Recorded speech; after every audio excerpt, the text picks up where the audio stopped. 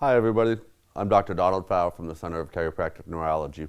A lot of people will come into my clinic, they ask, well, what exactly is a chiropractic neurologist? So first I'm going to start out talking about the differences between a medical neurologist, a chiropractic neurologist, and a regular chiropractor. I'm also going to talk about how my approach to chiropractic neurology might vary from what you might have seen out in the public. First off, medical neurologists typically tend to deal with medications. I do not. I do have to know what they are and functions of them and everything else, but I don't prescribe. They are also, medical neurologists are responsible for emergency procedures and surgeries and things like that, where I deal more with the rehab side of things. Regular chiropractor might have some training with the neurology, but I've got advanced training, 300 extra hours. Actually, I'm up to around 700. I sat in for my board examinations and passed, so I've got a diplomate in chiropractic neurology, and I was recently named as a fellow within my academy back in 2015. So we kind of have a general idea, okay, well, we know that he doesn't deal with medications, so what is his approach? First off, I find I deal with a hierarchy of how to take care of people when they come in. It's not really a survival hierarchy, but pretty much you can kind of approach it from that way. For example, when patients come in, I start them off, how are they breathing? Are they breathing correctly? Are they breathing high up here with their chest, which is an indicator of anxiety and stress. It could be maybe just bad breathing mechanics is why they're breathing up there. Yes, you can have metabolic stuff, but we can also look at that in the big picture as well. But if it's not there, okay, do we need to sit there and teach them how to do belly breathing, incorporate better breathing mechanics. I also look at brain function and cardiac function. For example, I take blood pressures on both sides. I'll take a pulse rate. I'll listen for skips, murmurs, any odd things like that to sit there and find out, well, if your heart isn't working right, maybe you need to talk to your medical doctor and we can coordinate care that way, because if you don't have the right cardiac function, your brain can actually have issues as well. I'll check out the brain function too, such as was there recent trauma or any old trauma, things that could be interfering, metabolic issues, any autoimmunities such as MS, and various other things like that. Parkinson's comes to mind. So then, now we've got your breathing, your brain function, and your cardiac function. I'll start looking at sensation. Can you feel hot? Can you feel cold? Do you feel sharp, dull? Pressure, touch, light touch, things like that, because those are all signs that the brain uses to sit there and figure out where it's at in space, which leads me to proprioception right here. With proprioception, that takes it a step further. For example, why am I able to close my eyes and put my hand in front of my face and know where it's at without physically seeing it? We have specialized cells inside of our ligaments, tendons, or muscles, such as your Golgi tendon organs or your muscle spindles, that respond to stretch, pressure, tension, things like that, that communicate back and forth with the brain, because your brain has to know where your body parts are in space at all times. It can't really survive without it. It has to know, where you are, where you're walking, so it can properly coordinate the next move and make things smooth. Balance and coordination I also take a look at too, because as we start going down that list, we're starting to get more and more refined in what our functions are. So are you able to stay balanced? Can you walk? Can you stand on one leg? Inability to stand on one leg can tell me that there's a certain section of your brain that's not working that well.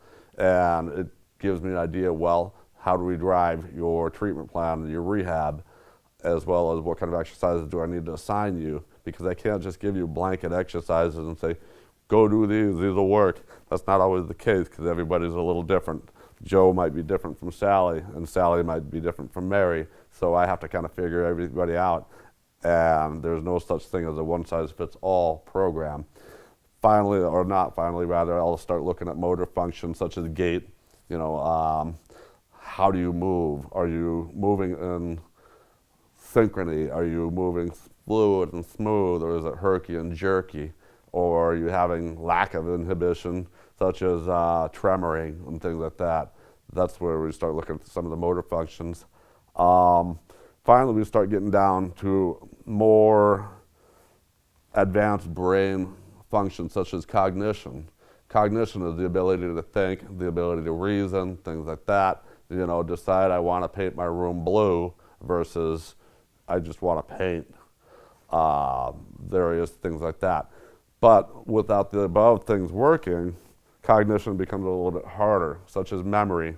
So if your proprioception's off and your balance and your coordination, or maybe even your cardiac function might not be working that well, your memory can be affected because your brain is spending all this energy and time trying to figure out where am I in space, how am I getting around, things like that, where certain things might suffer because the brain would rather spend its resources trying to figure out where you are and getting you from point A to point B safely without getting eaten alive. So then we got, right after cognition, you have feelings, and then you have your behavior and speech. So if your brain isn't working that well, your proprioception's off, your sensory, any of the above items that we've already talked about is not really flowing that well, then these don't matter. For example, you have a kid who has a stuttering problem. It could be because the jaw right over here is off, their TMJ, because one of the primary joints of proprioception is your jaw. The other ones are your shoulders, the outside of your knees, and there's a couple more. But so if your jaw is off, then how can you really think about speaking? So you adjust the jaw, and then you have emotional trauma from kids making fun of them and stuff like that. Now you have PTSD, which is that feeling, then cognition down here. But when it really came down to such a problem like proprioception, where's his jaw? Because the bottom line is our eyes, we were developed through time to walk upright with our eyes focusing and scanning on the horizon, looking for predators and prey, as well as food, being able to see and recognize friend and foe. But when things are off, your body will change.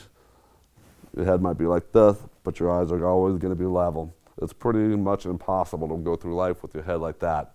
But back to the kid I was talking about with the stuttering problem, is not really, is it a speech issue, which is down here? Because if it's, your proprioception's off and your motor control's not working right, your tongue doesn't work right, speech is a non-issue. So you start working on this above stuff here, you can correct some of these bottom things down here. That's why I see people with concussions. Why are they having memory problems? Why are they having balance problems? Emotional trauma or emotional, they get angry and things like that, or various, feelings and things like that. You're crazy, it's in your head.